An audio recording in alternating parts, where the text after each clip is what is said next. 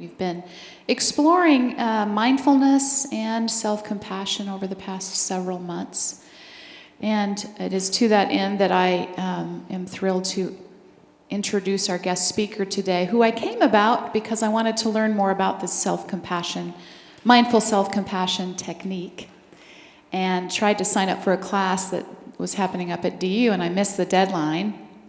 And it turns out Lisa Vratny Smith, who I'll be introducing to you here in just a moment, we actually have some common acquaintances and colleagues. And so someone said, oh, Heidi said, well, I know Lisa Vratny Smith. She's amazing. You should just call her and maybe she'll hook you up. Maybe she couldn't get me in because DU's serious about their deadlines, apparently. But she's offering another session of that workshop, a shorter version of it that you'll hear more about today and are invited to participate in.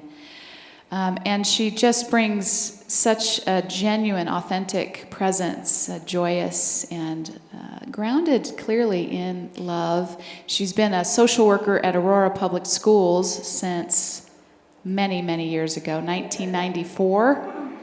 So she's preparing to retire from that and fully move into her healing modalities. She's a Reiki master and a yoga teacher with all sorts of credentials on that, as well as a sound healing practitioner, and is trained in this mindful self-compassion technique, which is really having, and you'll hear about this from her, of course, really profound effects on people's well-being and ability then also to deepen their compassion for others. And Lisa, the highest compliment to you, you have our Uniteens who've decided to stay in here to learn from you today. So that tells you who we're dealing with. I'd like to welcome Lisa Vratny Smith to the stage. Thank you. Thank you. Echoing, I think. Okay, there we go. Okay. Well, thank you for that lovely introduction. I appreciate that so much. And thank you all for welcoming me today. All of what Trish said is very kind. And in addition to that, I wanted to share just a little bit about my journey with meditation and mindful self-compassion. My first meditation class was actually here at Unity with Richard Bear. So that really was the start of my journey in meditation, and I believe it was 1996. So it's been quite a while. And about 2018, it was December of 2018, I was able to go to Berkeley to a conference led by Kristen Neff and Kristen Germer, who are the founders of Mindful Self-Compassion, and do their core skills workshop. And I have been practicing as a mental health provider for a long time, and I found it to be like one of the most transformative experiences of my life. I moved stuff through and shifted perspective in ways that I hadn't in 30 years. So I really found that it was something that was essential for me to learn more about and also to share with others. So we convinced our director to send us to be trained, my coworkers and I, and we've been offering this practice in our school district since our winter of 2019. So I'm excited to begin to offer it more into the community as well, and decided that it was fortuitous that Trish did not get to come into the DU class so that we could offer something to you all. So, I forgot the clicker. There we go. Okay. So I know you all have been talking about self-compassion the last couple of weeks, and just a reminder that self-compassion is about treating ourselves with the same kindness that we would treat others. And Kristen Neff has done some research in 2016 that showed that 78% of people are more compassionate with others than they are with themselves. So if you're feeling like you're very hard on yourself, no, you're not alone, because the majority of us are. And only 6% of people report that they are more compassionate with themselves than others. And about 16% report that they are equally compassionate with themselves and other people. So part of self-compassion, part of our being critical with ourselves is that natural survival response of our brains to be alert for safety and to know, what it is that we need to protect ourselves against. And in our current world, often it's not that there's a physical danger that's happening, it's more of an emotional or mental danger that's happening. And so the problem that our brain attacks is us. So the mindful self-compassion helps us to learn some skills to address that and support ourselves with kindness.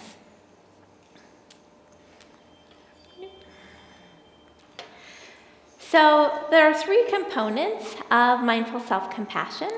The first one is mindfulness, and we compare that with mindfulness versus over-identification. So mindfulness is paying attention to the present moment, what's happening with us internally and externally with acceptance. Sometimes that's the definition is given as without judgment, and I find that really challenging because our human brains judge and assess things all the time. So shifting it to with acceptance allows me to just let that be. It is what it is, but I don't have to like it. I just have to acknowledge that it is.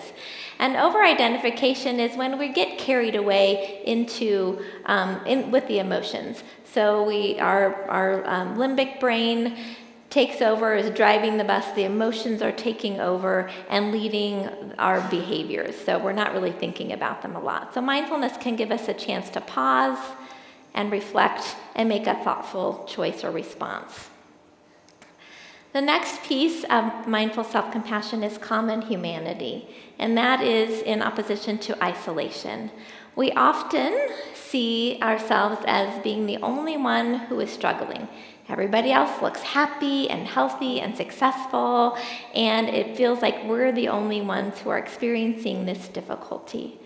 So common humanity helps us be aware and remember that we are all in this together, that other people would have the same experiences that we're having when we're having some struggles and difficulties and challenges.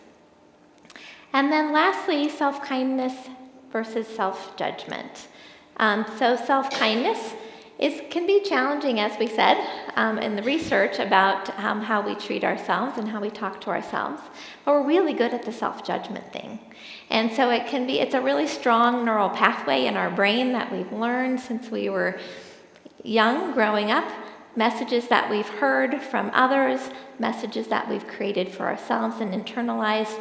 So when we're hard on ourselves, it's that natural habitual reaction. So it takes a lot of practice and time for us to develop the language of self-kindness. And I was listening to a talk that Chris Germer was giving earlier this week, and he was talking about self-compassion as a U-turn. And I loved that image because it's thinking about how would I talk to someone else who is experiencing the same thing right now, and then doing a U-turn and trying to offer that same language to myself. So sometimes we have to start with other people because that's what's easier for us, and then turn it and see if we can offer it to ourselves. There are a couple of different kinds of compassion. We typically think of the yin kind of compassion, which is comforting, soothing, validating. It's that soft, warm hug. But there's also yang self-compassion. And yang self-compassion is protecting, providing, and motivating. And Trish actually shared an example of Heidi in her fierce compassion and that yang compassion when there was an incident in the basement with an animal that and Heidi engaged that fierce and yang compassion because she thought it was something that was intentional that had happened, and she's like, that is not happening here. I am setting a boundary here. And that is our fierce yang compassion, and it's a really important part of it.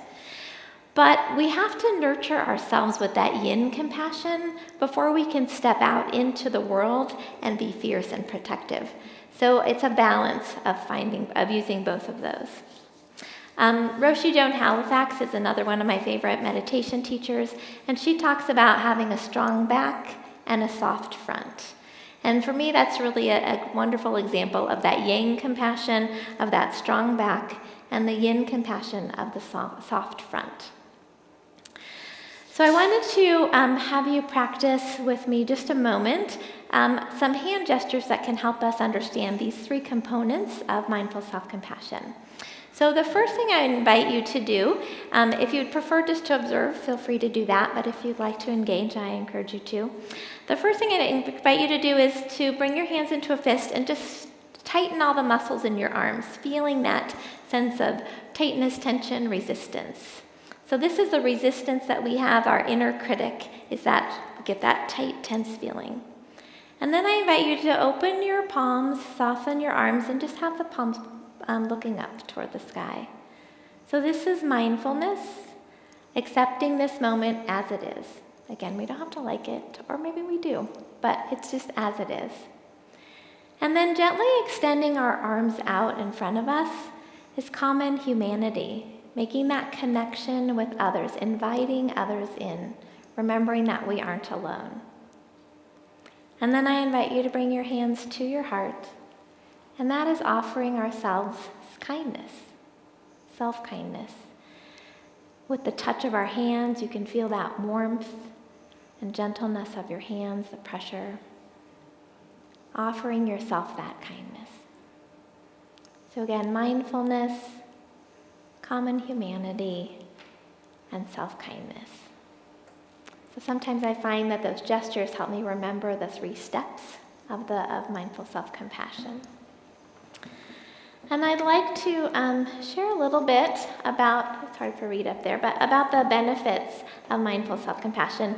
I think that Trish shared some of the misgivings around self-compassion that can arise, which are very natural and normal part of being human.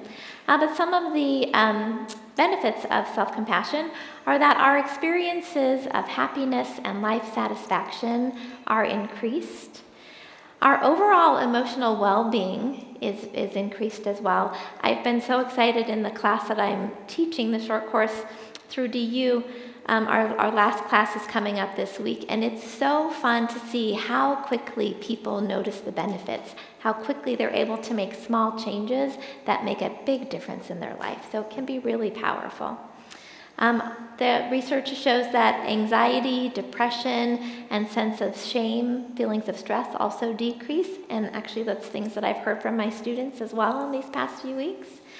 Our ability to maintain healthy habits like diet and exercise, taking care of ourselves, creating time and space for quietness and reflection, all of those things are enhanced when we're able to practice mindful self-compassion because we are able to be kind to ourselves, to provide that time for ourselves. Our personal relationships improve. People report feeling more satisfied with those. Professionally, and I have experienced this myself as well as many of the staff that I've taught in my district, that the sense of burnout can be decreased as well by offering ourselves compassion and being able to both offer that kindness as well as set those boundaries for ourselves. And for those of you who are in caregiving roles, whether that's with friends or family or in your profession, caregivers report that they have a greater sense of satisfaction in their jobs as well. And again, less of that burnout. So it can be really beneficial on so many ways in our lives. So I'd like to lead you through 3 different practices. Feel free to participate as much as feels comfortable for you. So the first one is the self-compassion break. And this one is one of my most favorite. It's my go-to. I do it probably every day to some degree. And it's really using the 3 components of self-compassion, mindfulness, common humanity, and self-kindness to help us bring ourselves some ease and calm and give ourselves a break in the middle of a difficult situation. So I invite you to close your eyes if you would like, or just gaze softly downward, allowing yourself to turn inward. Take a deep breath and allow yourself to settle into the seat, feeling its support beneath you.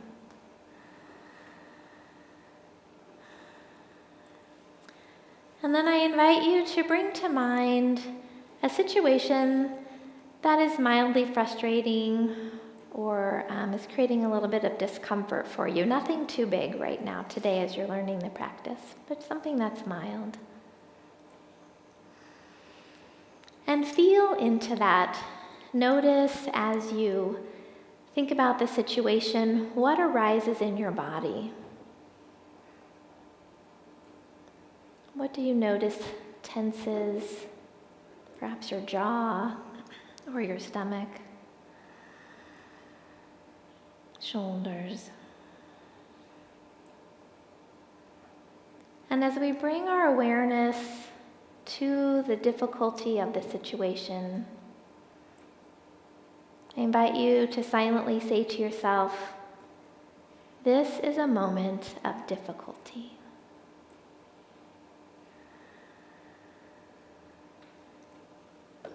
Labeling the difficulty is our mindfulness.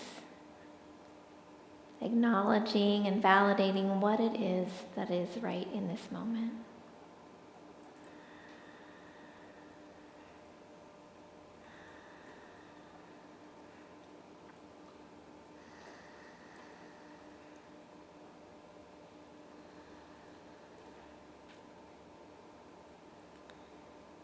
And then bringing in our common humanity, I invite you to say to yourself silently, other people would feel this way in this situation too.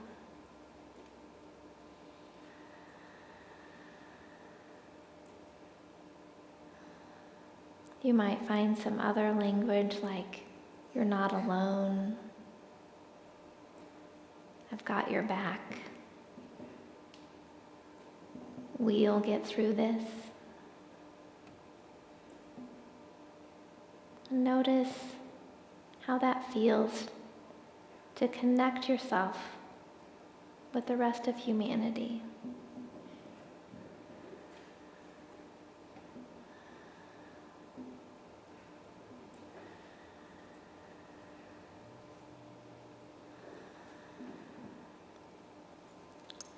And then I invite you to place one or both hands on your heart or somewhere else on your body that might feel soothing. Feeling the gentle pressure of your hands on your body, perhaps the warmth emanating from them.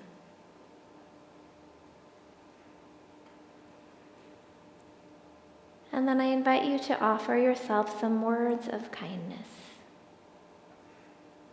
Something like, may I be kind to myself.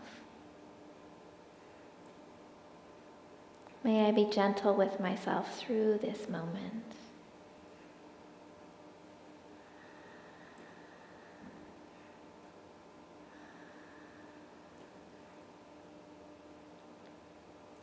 And if it feels difficult to find those words to say directly to yourself, imagine a dear friend or loved one was experiencing the same difficulty. What words would you like to share with them?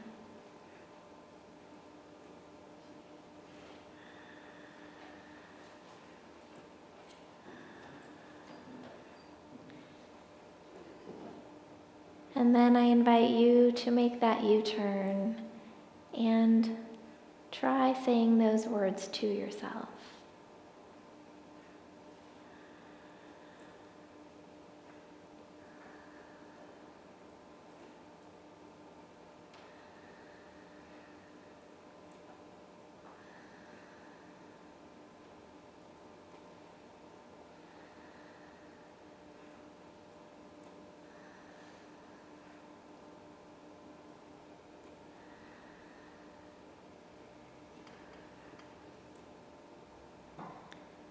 Then gently letting go of the practice. I invite you to take a breath in and out. Just notice how you feel, perhaps what has changed or what's the same in your mind and body.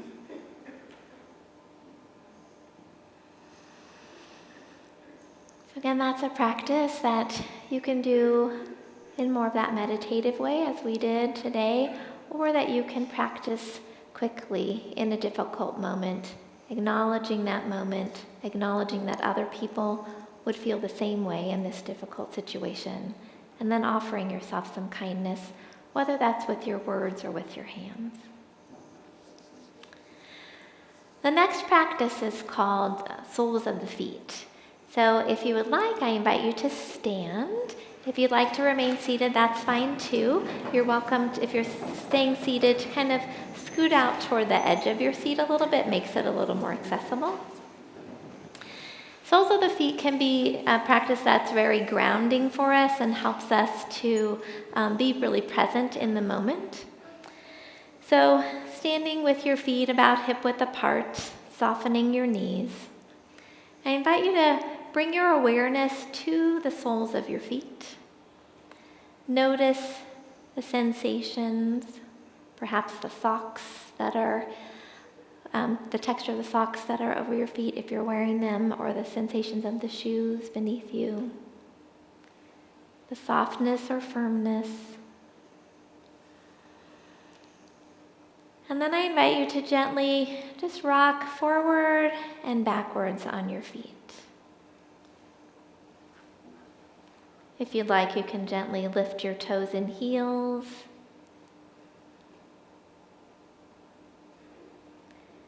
And when you notice your mind is wandering somewhere else, just gently bring it back to the soles of your feet and catch yourself if you tip off balance. And if you'd like, you can also try rocking from side to side, out to the edges of the feet. Noticing those sensations.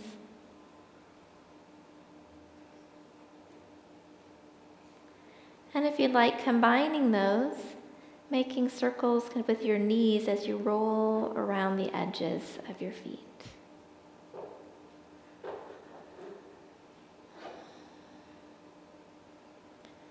So often when distress arises, our brains go off into interesting pathways, stories, and catastrophes. And bringing ourselves back to the soles of our feet can be a great practice to help us come back to the present moment and then be able to offer ourselves some kindness. And then coming back to a place of stillness, taking a breath in and out. And then gently returning to your seat.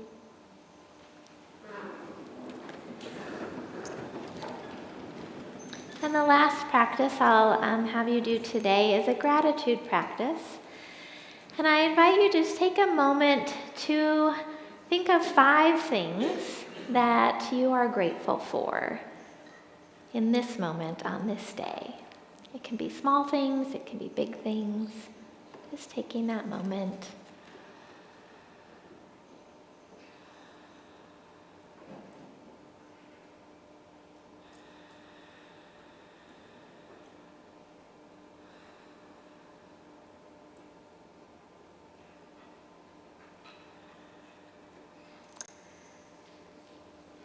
And then I invite you to turn to a neighbor and share at least one of them, something that you feel comfortable sharing that you're grateful for.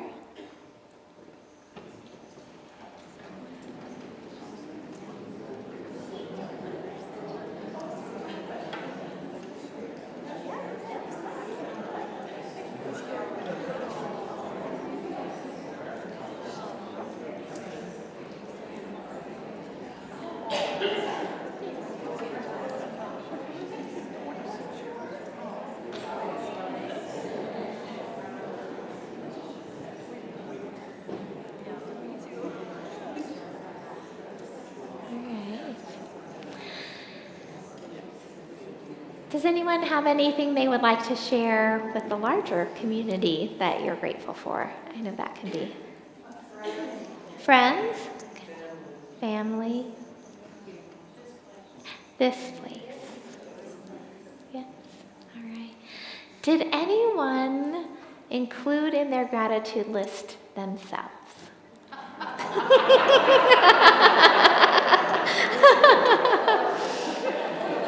Common humanity, no one ever does. It's okay. But it's important to think about that there's so much to be grateful for about ourselves that we miss so much in our lives. So I encourage you to think about something about yourself for which you're grateful. Some strength that you have, a way that you are in the world, a way you contribute to community, whatever it is. Think about that so that you have that in your pocket when things are difficult and you can be like, I'm grateful for this about myself. So, all right. Oops. Here we go. All right. So that's a little taste of some of the practices that we'll learn in the Mindful Self-Compassion course. It's the short course, which is 9 hours. We're going to do it over 3 Saturday afternoons, 1 to 4, the first 3 Saturdays of November. There is a longer course that involves more of the meditations pieces in it, and that I'll be offering through DU in the winter as well. If you're interested in that, you're welcome to take both if you would like. If you have questions, please let me know after class. You can also email me. After class, after service. All right. Well, thank you so much. I appreciate the opportunity to be here and share these practices with you.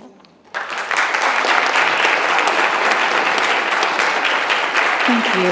Thank you so much.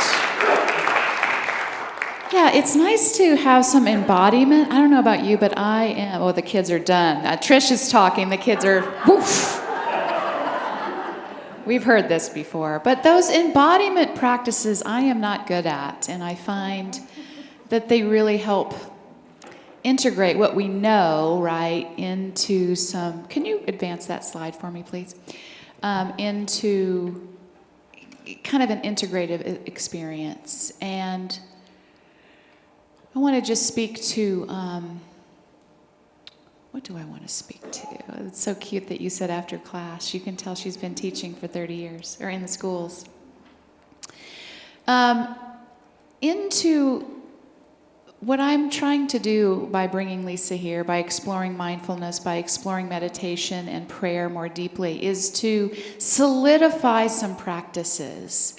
I love the teachings of Unity, and I can go completely cerebral on them. And until I was able to kind of really meet the fullness of my humanity in all the ways that is joyous and wonderful and challenging as you know what, I haven't been practicing them at the depth. They've been up here. And so really practical things that might seem so simple, but how beautiful how you ended that. How many of you had yourself on the list? Wah, wah. And it's certainly not to say that we're perfect and there's no ways that we want to grow or deepen our capacity to show up in the world and take responsibility. Of course, we do. And from my little brief experience with this technique and learning and noticing how hard I can be on myself, right? It really does come together in a way that makes me more available to the fullness of life, in the ups and the downs and the mediocres.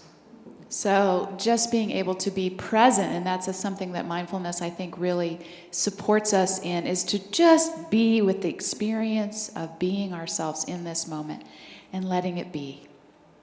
And then we can actually move through that powerfully and with a sense of awareness. So I hope that something that was brought to you today was meaningful for you. And if you're interested in learning more, of course, talk to Lisa afterwards. Thank you for tuning in today. We hope that you found something meaningful in our service.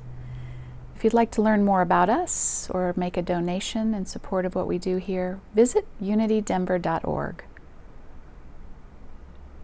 Our Sunday service is at 10 a.m. every Sunday. We hope to see you sometime in person.